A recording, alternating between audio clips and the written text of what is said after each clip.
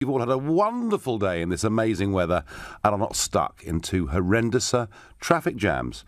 Well, it's supposed to be the silly season where we get stories about great white sharks on Cornish beaches and all the rest of it. But actually, pretty big political news over the course of the last couple of days. You know, for the early months of this year, I kept asking the question, can someone please tell me, what is the Labour Party's position apropos Brexit? Where do they stand on any of this?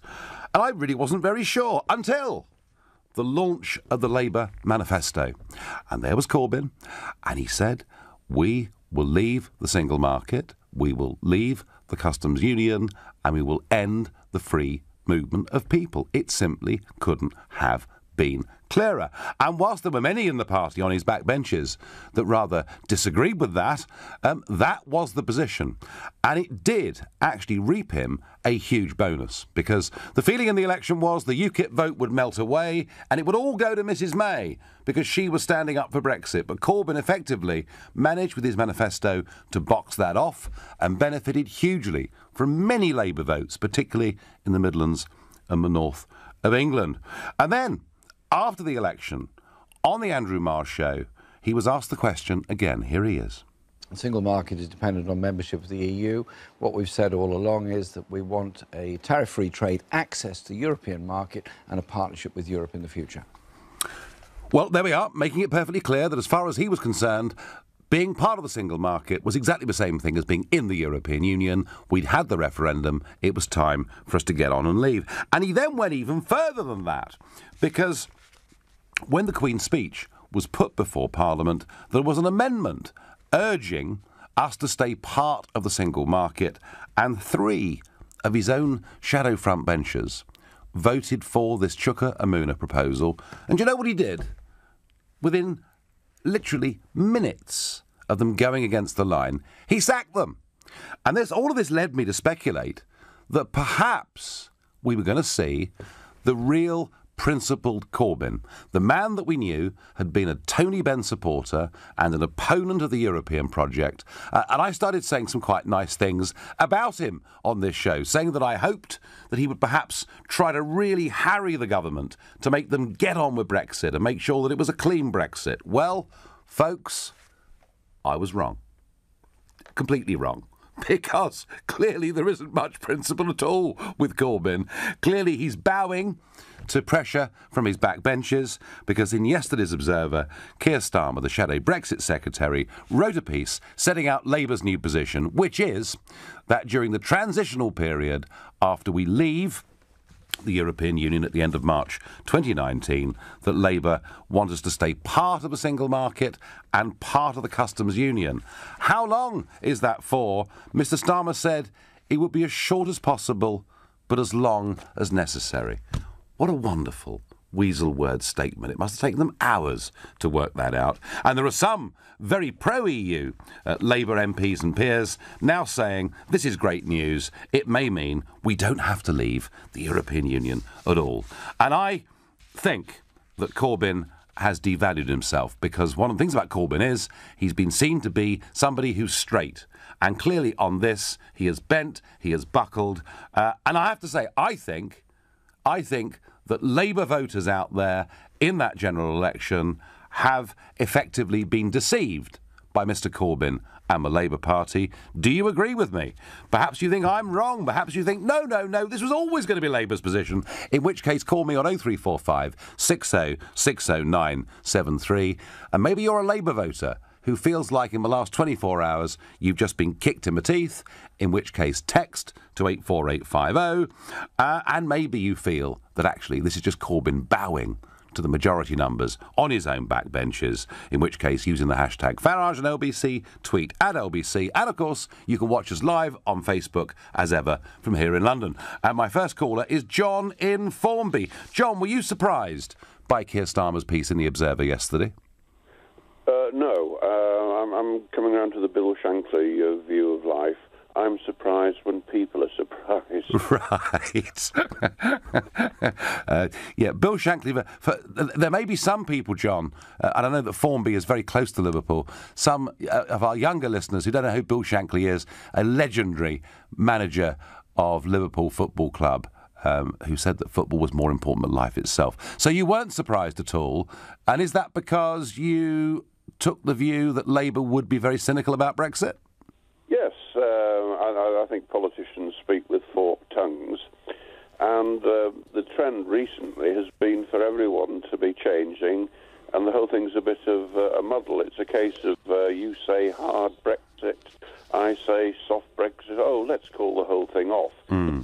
Some months ago we spoke, and I said that the establishment position is just like the defence of Rorke's Drift. There are various fallback lines. The first thing is to kill it off, and if they can't kill it off, they'll try and water it down so it becomes meaningless. Well, certainly your scepticism, John, and I do remember us talking about this, has been proved to be right. But, I mean, talk about barefaced cheek. Sir Keir Starmer himself, on the 25th of April, said that membership of the single market was incompatible with us controlling and cutting immigration numbers. Now, John, I think he said that on the 25th of April because there was an election on. And he wanted to try and get people who thought immigration should be controlled to vote Labour. Now the election's over and they're going to have total, open, free movement of people, perhaps forever. So, John, I'm with you. It's a very cynical move. How should Labour voters, particularly in your part of the world, feel about this? Well, cheated and deceived. Yeah. Dazed and confused. I think immigration is very important to this.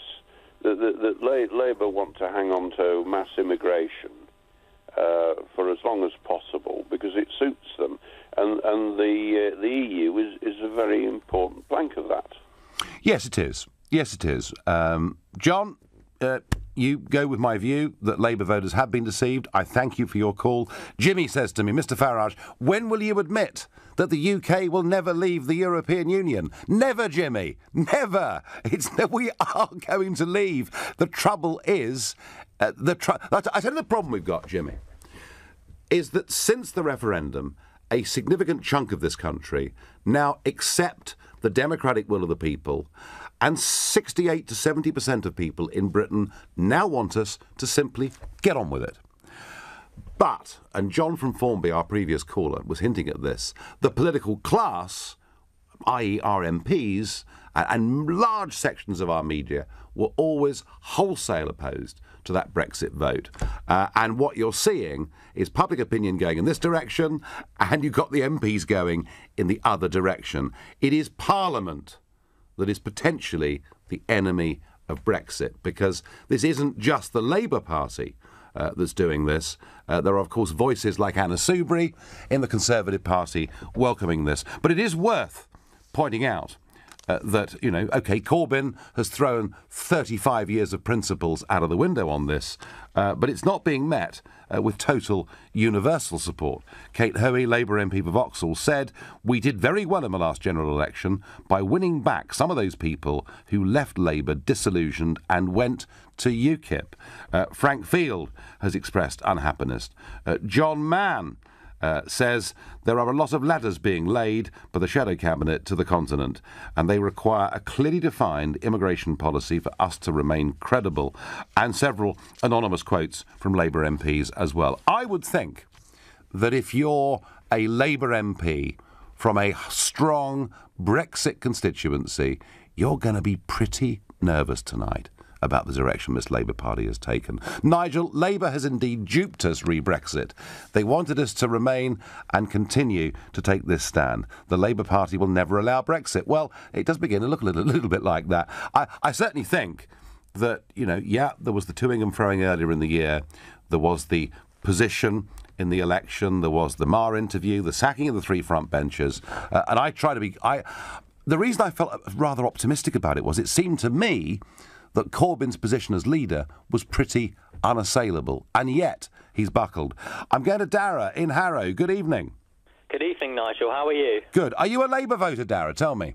I'm a Labour member. I spoke to you back in Christmas, and I'm also someone who supports Brexit. And I know there are lots of Labour people, especially in the north of England, who hold that view. And I'm just going to read you the first sentence at the back of my membership card, Nigel. It says that the Labour Party is a democratic socialist party, and there is absolutely, completely nothing about the single market or the European Union which is in any way socialist, and that's why people like Tony Benn, Michael Foot and Dennis Skinner have always been against the EU. You know, you've got state aid rules which prevent us from nationalising failing industries and potentially protecting jobs. We have a free movement of people, which means that we can bring in as many people as we need, create an oversupply of labour and undercut wages and conditions. And we also have railway directives which prevent us from nationalising the railways. So the whole thing is completely set up to promote big business, and it is essentially a capitalist farce. And loads of people on the left are completely against it. So the idea that Jeremy Corbyn would do a U-turn on this to appease, the arch-Blairites in the party like Amuna, Liz Kendall and Tristram Hunt when he was an MP, I think is absolutely, completely disgraceful. And him and Diane Abbott and others should have the gumption to stand up and to say to Labour voters and Labour members, we are a socialist party, we can't support the single market because of that, and on top of that we must also respect the will of the people, and we need to have a clean sweep. Because even if you look at it from a neutral perspective as well, taking party politics aside, you can't leave an organisation if you don't leave all of its associated institutions. Which was the point, Dara, that he was making on that Andrew Marr interview, wasn't it? And making it very clearly. I mean,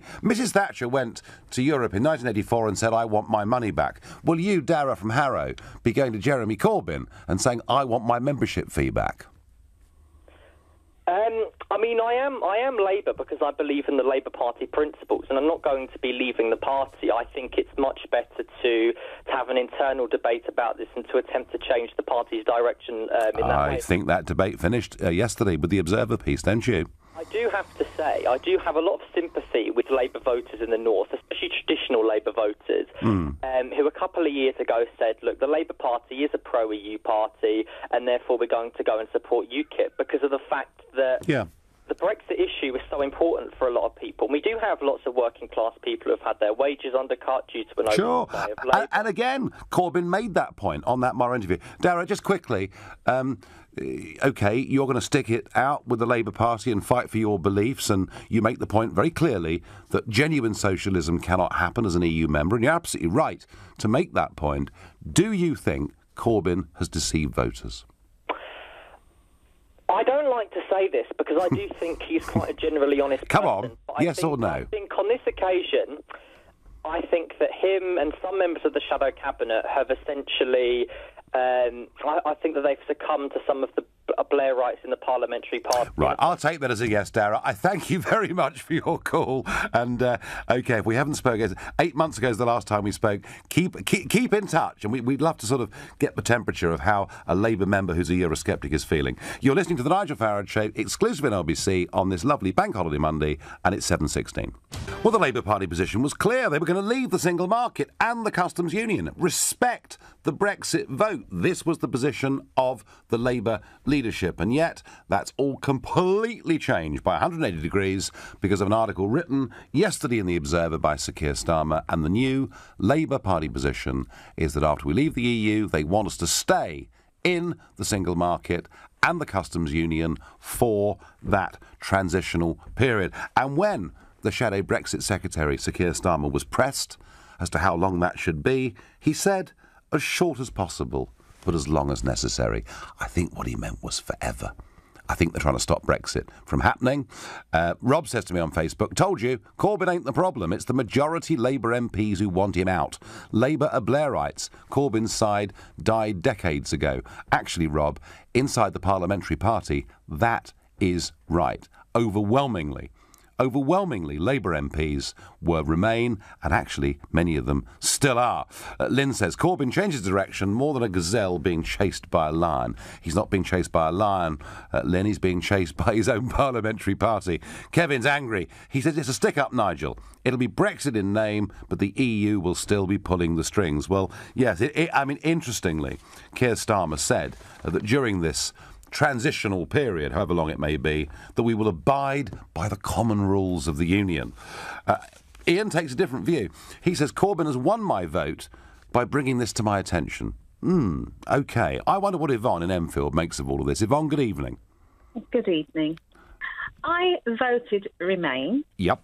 But since the vote, we have to accept that we're going to leave. And I think Corbyn has done that. He did, yeah. Right. He did. Well, Now, Yvonne, I agree with that. And look, that's why I've actually quite consistently been praising him on this programme. And people say, why are you sticking up for Corbyn? And I kept saying, Yvonne, because actually he does believe in democracy. He does accept the referendum result. And I thought that he was going to fight pretty hard to keep Labour with that position. But Yvonne, it's looking very different today, isn't it? He hasn't changed his position. We have seen David Davis go into meetings without any preparation or paperwork. The hash, the mess, the Eton mess they've made out of the whole thing. Corbyn wants to do things in a sensible manner and do it properly. But why you? Can't have this, so why U-turn, Yvonne? Why me the U-turn or why Corbyn the U-turn? But why have the... I mean, listen, all of what you say, fine. And by the way, the fact that David Davis walks in with one piece of paper, some of the most brilliant people I've met in my life never, ever carry more than one side of A4 with them at any moment in time. The fact that photograph was put out does not mean Davis is unprepared. It really doesn't. But Yvonne, as of 48 hours ago, Corbyn's position was, we respect the vote, and the vote was clear. Leaving the European Union means leaving the single market. It's now looking a bit different, isn't it? It's not looking different. Well, hang on. The policy's changed. Can I just give you my opinion? Yeah.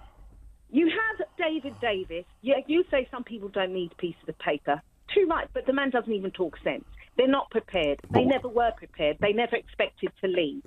These people now, Corbyn wants to do things in the proper manner. Now, we can be led by, and people had, my sister voted leave. There's plenty of people I know voted leave for very good reasons. For me personally, my reasons for leaving the EU now, as opposed to when I voted Remain, and it was Jeremy Corbyn that gave us the pros and the cons. That's why I voted Remain. He gave us the pros and the cons.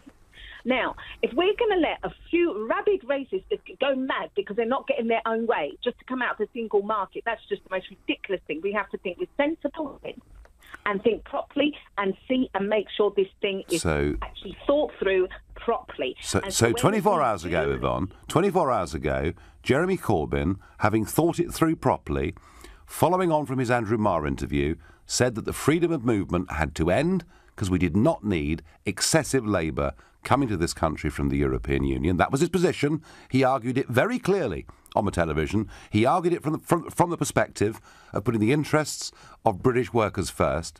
And today Jeremy Corbyn's position is that we will continue with free movement of people for an unlimited period of time. Yvonne, the point I'm making is that actually he's not looking very principled here. And frankly, Yvonne, my view is that a lot of people voted Corbyn in that election believing what he said about free movement, and he's effectively deceived them.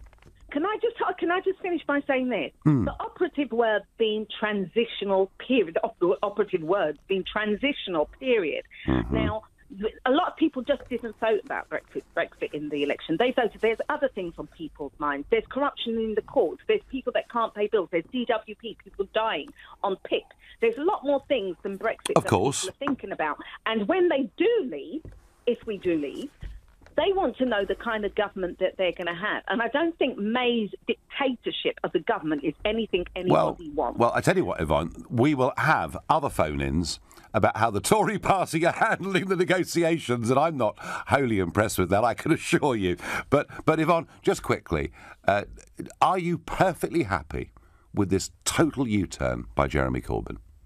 There hasn't been a U-turn. There's been a thoughtful process that's going into this. It's not a U-turn. It's saying we want to do things properly. The operative word being transitional and then the other words being period means do this properly. Don't rush into anything. Don't run head fast into something that we'll regret later. If you think it through, plan it properly. I don't trust him, Yvonne.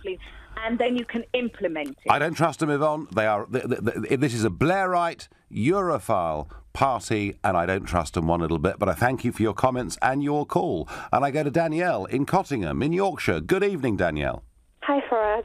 Hi. So, what do you think that a Labour voter in Yorkshire, particularly one who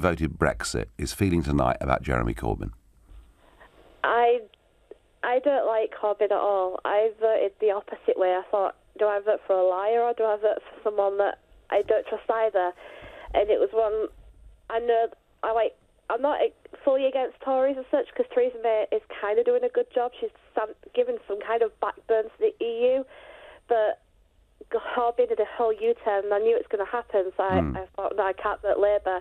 And then with Tory and Labour being the biggest parties, I thought, I really wanted to vote UKIP, but I knew they wouldn't win, and so I didn't want to take the vote away from Tories, with Labour being on the back, on the tail, basically. But what does this do for trust, Danny? I mean, you yourself have just said you don't like either of the big parties very much.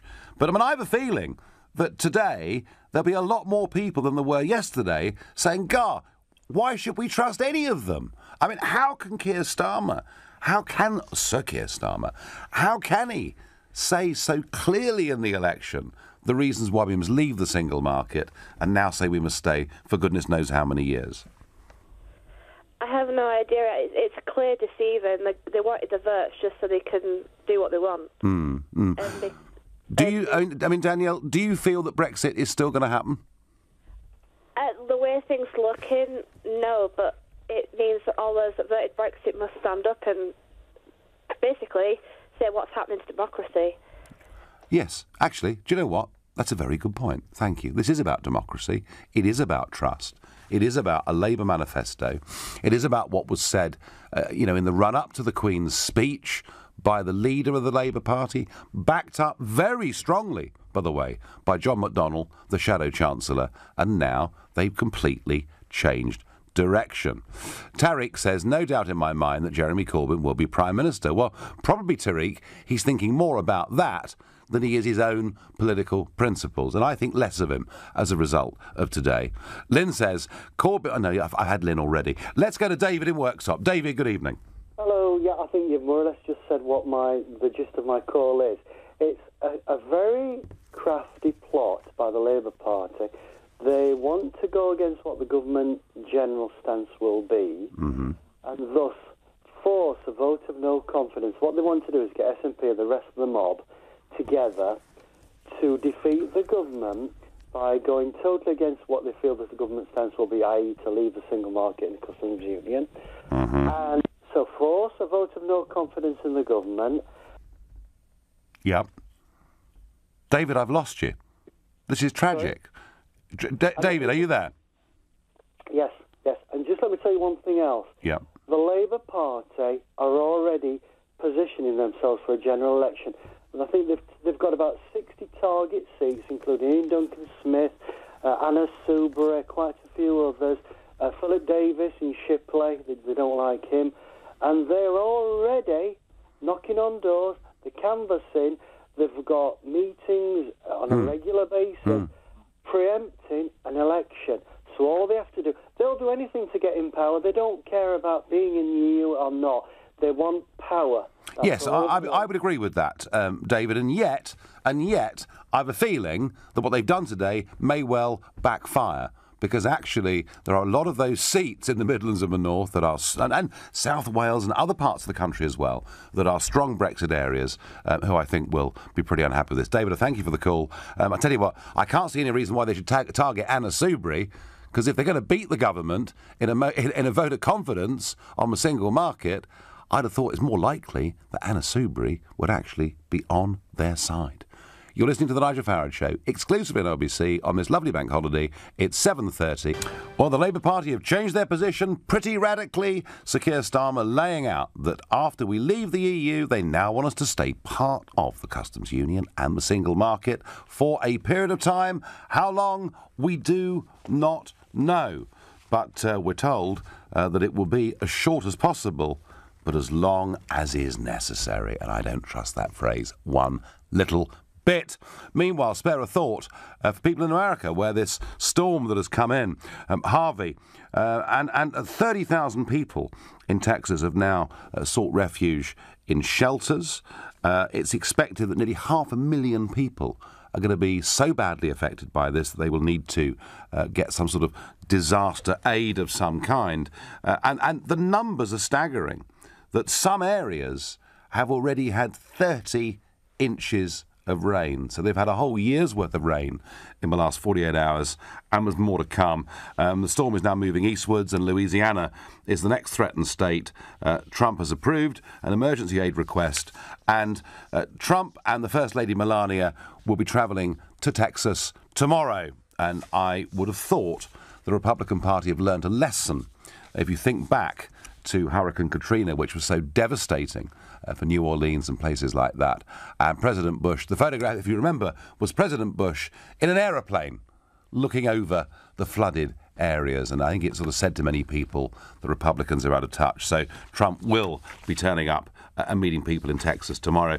And one other domestic story today that really did get me thinking, and I thought was very, very worrying, and it concerns Tower Hamlets Council and a 5-year-old girl, a Christian girl, brought up, christened in this country, and she's now been put into foster care.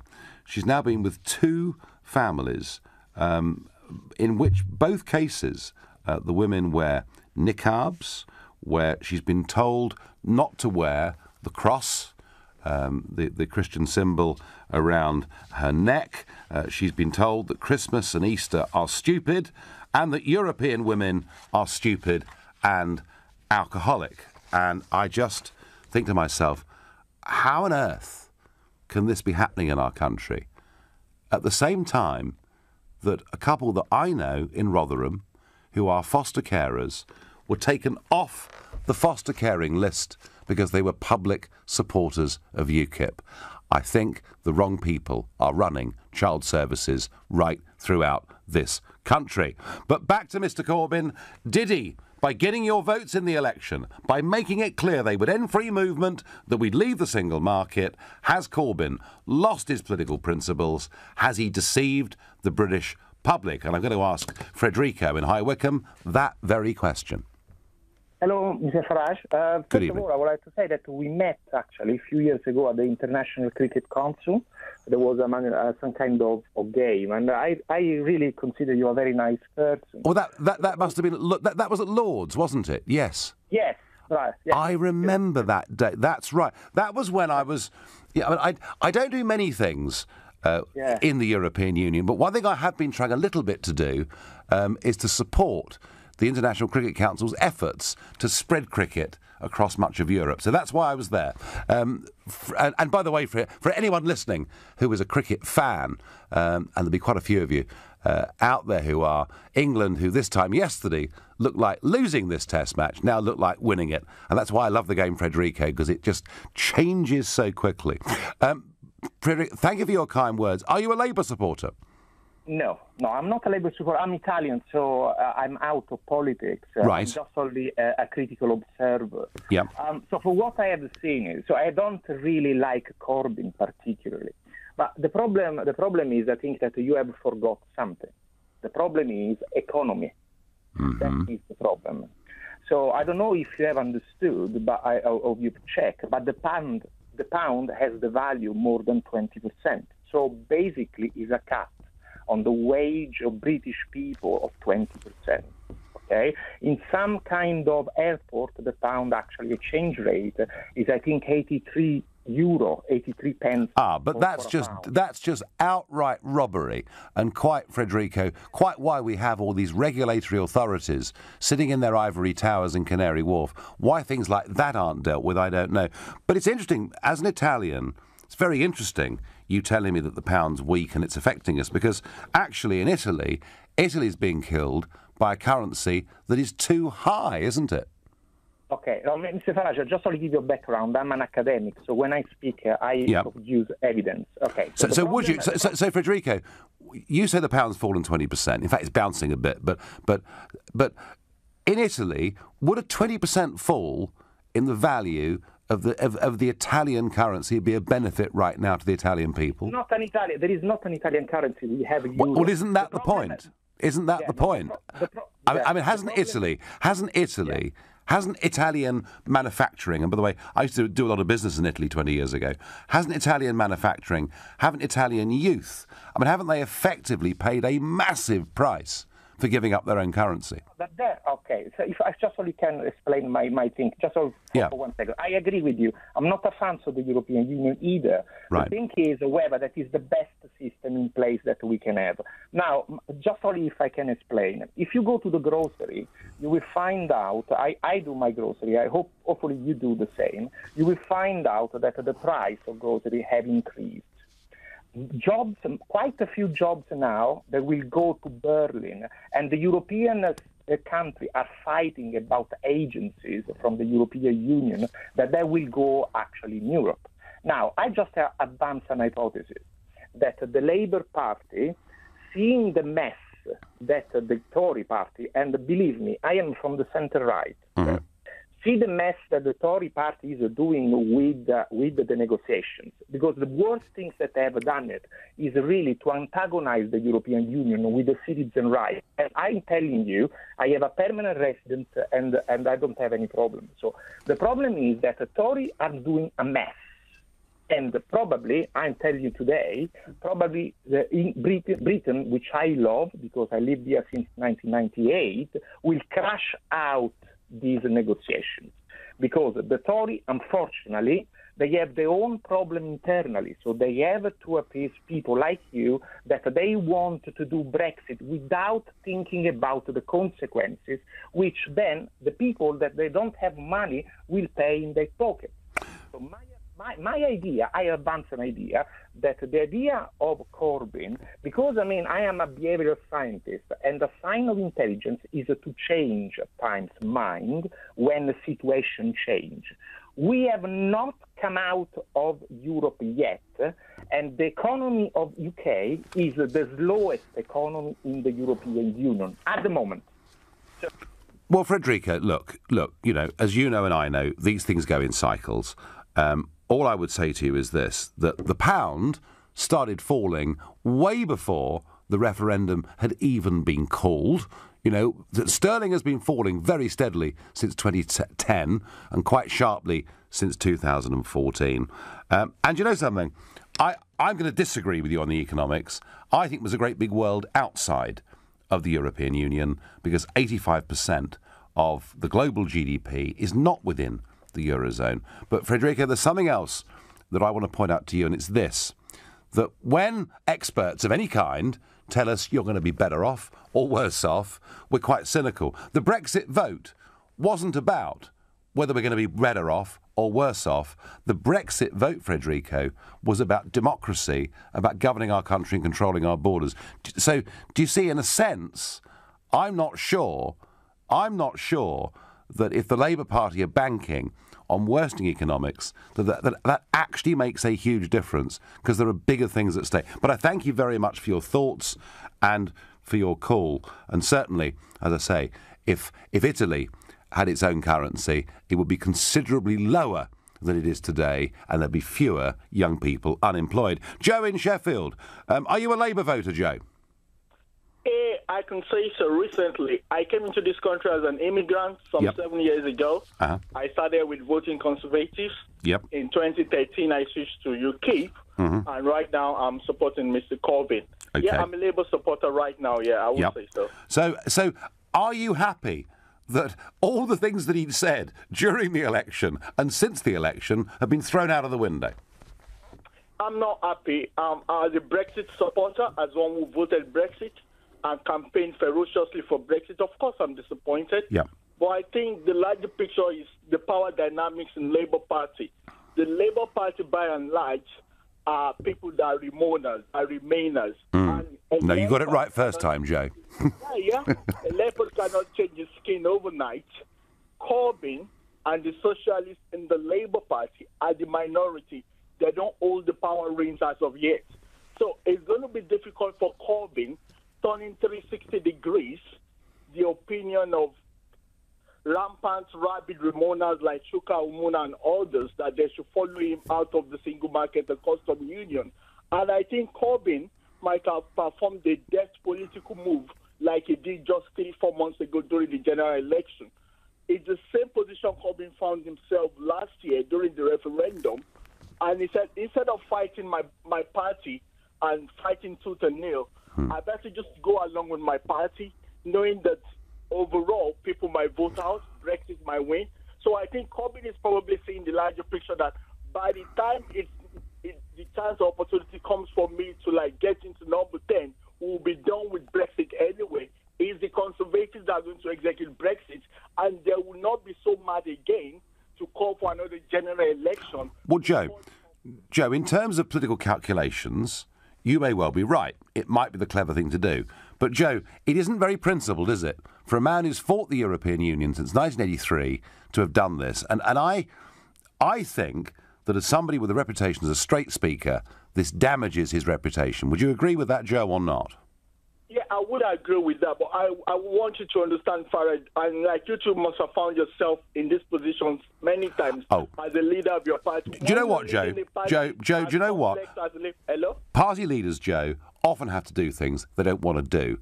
The question is, this is the most important issue of the day, and I think a man who has been so clear where he stood for 35 years on this, I don't think he comes out of it very well. Joe, I thank you very much for your fascinating call. You're listening to the Nigel Farage Show here on LBC on this lovely bank holiday. It's 7:45.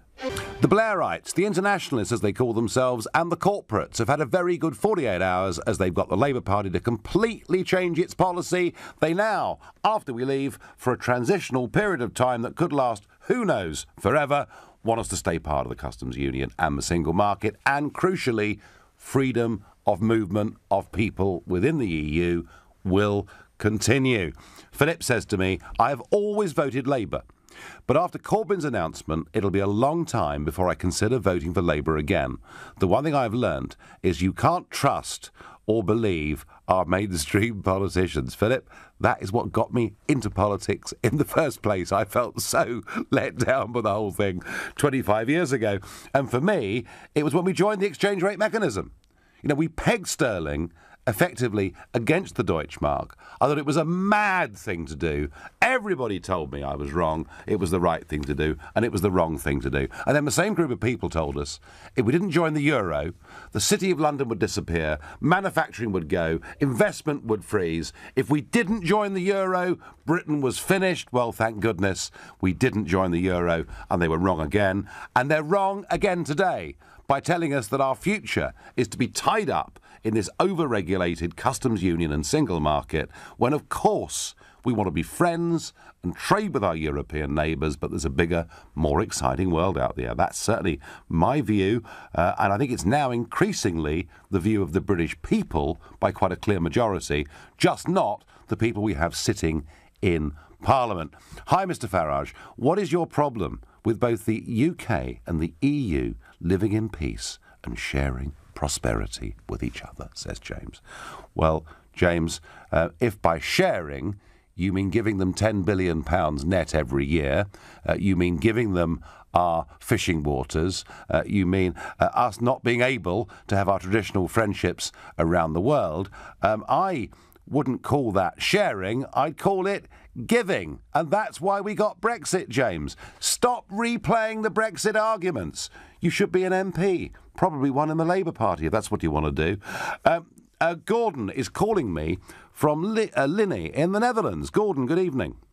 Good evening, Nigel. I was on earlier this year with you. I remember you were back in January, I think it was, or something. Very good to hear from you again. Because I read every manifesto, because I'm a bit of a geek. I had to wonder at the fact that you had read all the manifestos. Now, Gordon, as our manifesto expert, and we're going to get you on speed dial, I think, when this sort of thing comes up again, but the Labour manifesto was very clear on this, wasn't it? It was very clear because Mr Corbyn, well, as he's affectionately known in the circles on Facebook as Steptoe, he kept banging on about keeping us all and keeping with this Brexit deal and keep us out of the EU. Now he wants to reverse everything that we have voted for. 17.4 million people can't be really wrong when they turn around and said, you know what, we want out, and even Labour voters. Now, as the young man earlier said, he was a Labour supporter and a socialist, so that means yes, democratic rights come into this. But as you said, Nigel, earlier, we talk about the Blairites. Now, this goes back now, we can go back to the Barcelona Agreement of 2010, which I honestly have dug into, and I've tried to seek up all this, the minutes from where Mr. Blair and his gang told the House about the Barcelona Agreement and what it entailed. And now this is all starting to come above water, where the open borders, we was forced to have African nations and Islamic nations such as Algeria and Morocco all sitting around the table who aren't members of the EU, and we have this forced upon us, and where there was no vote in the House of Commons taken. Now, when Brexit happened, we had the likes of Gina Miller, who was just looking for 15 minutes of fame. Well, she certainly got it, didn't she? Of that was no doubt. In fact, she got hours of fame. But Gordon, I mean, back to the key question: do you think that effectively what Corbyn has done is to give up on his own principles and effectively to have deceived the public in the general election campaign?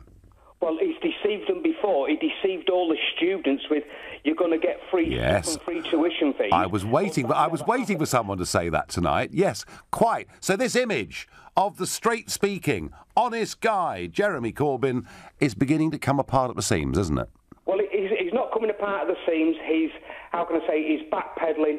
Somebody's got to him, and he wants to stay in the EU, same as Keir Starmer, Diane Abbott and the rest of the gang. But his backbenchers that want out, he's keeping them silent. Well, there aren't many of them. That's the truth. There aren't many of them.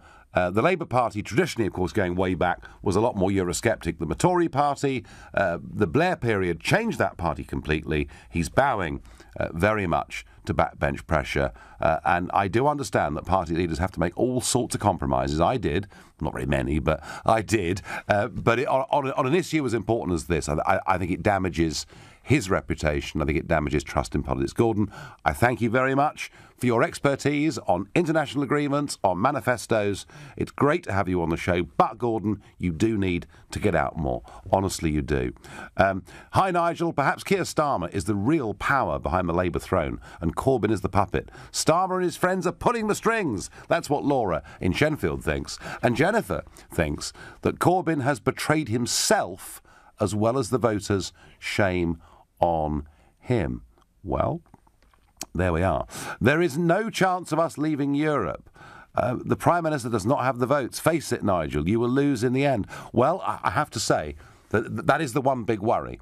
Whilst the country becomes clearer that Brexit is the right thing to do, our political class, who never wanted it in the first place, are doing their very best to reverse it. And that is what Starmer was about yesterday. I'm going to go to Gary in Spalding in Lincolnshire. Gary, good evening. Oh, hi, Nigel. Hi. I'm a Labour voter myself, and I also voted for Brexit. Right. You're just the kind of caller I'm looking for tonight. So, I mean, what's going on, Gary? How do you feel about your leader? Well, to be quite honest, what I think he's done is he's perhaps looked at the situation and the current climate and maybe thought, well, actually, things are not going to go as we would have hoped, and therefore it's time to adapt to that situation. I think that's probably what he's doing. But what situation? Do you mean his backbenchers, or do you mean the country? No, I mean the country. I think there's perhaps a bit of fear that's set in terms of the economy and jobs and everything like that. And I think he is a man that prides jobs, and puts them, prioritises them. And I think maybe there's a bit of fear that's set in, and now he's well, Gary. Well, Gary, if he's prioritising jobs, and he made that very clear on that Andrew Marr interview, that we would not have unlimited open immigration from Europe because of putting the interests of British workers first. He's just turned his back on that, hasn't he? Potentially. I mean, the situation really there would be that there's not going to be that, the people to fill those jobs straight away. And I think that's perhaps where they're looking at this transitional arrangement. I think there is going to be a situation at the next general election where the previous one is a case of people voted for Corbyn and some people voted for Labour, and I think that now half of that situation might now be gone. So I think it is going to damage them at the next election. No, I think I'd rather agree. I mean, Gary, do you know what? We didn't vote for transitional arrangements. We voted to leave. Now, I accept there has to be a negotiation. It took the government 9 months to trigger Article 50. The Article 50 process is 2 years. The government now wants the transitional period to go on to the next general election in 2022. And it looks like the Labour Party, or at least Keir Starmer, wants it to go on forever. Gary, if there was a general election tomorrow, would you still vote for Corbyn? Yeah, I would, purely because I think the alternative at the moment is a lot worse. I don't think the Conservatives are handling this at all well. Fine. And I think it's actually making the situation worse. And I think the other part of the fear really is the fact that the EU are being so rigid and inflexible with moving forward that's why they're probably looking at this transitional arrangement. You may be right. Gary, I thank you very much indeed. Nee in Bedford says to me, the Corbyn team are making a calculation that those who voted Brexit will be replaced by the student vote and other Remain supporting voters. Well, Nee, they may be making that calculation, but let me tell you something. The country has changed significantly in the course of the last year. It is about 70% of people want Brexit to happen. It's just our political class never wanted actually to give us a referendum in the first place. Certainly didn't want Brexit to be the result, and will now do what they can to get this thing watered down. The great Brexit betrayal is on. Sir Keir Starmer is very much a part of it. He said shamefully in the election that we'd leave the single market because we had to control immigration, but clearly he didn't mean it. Corbyn should have held the line on this one and not given in to the Blairites on his backbenchers. In doing so, he will pay a price for this, because you can't go on being thought to be a pretty straight kind of guy if you do this sort of thing. And I think the Labour Party may well pay a price for this in many Midlands and Northern seats. That's my view. You've been listening to the Nigel Farage Show here on this bank holiday. Now, I'm back tomorrow at the earlier time of 4 p.m, because I'll be sitting in for Ian Dale on Drive for the rest of the week. Coming up at 10, it's Ian Collins, but up next...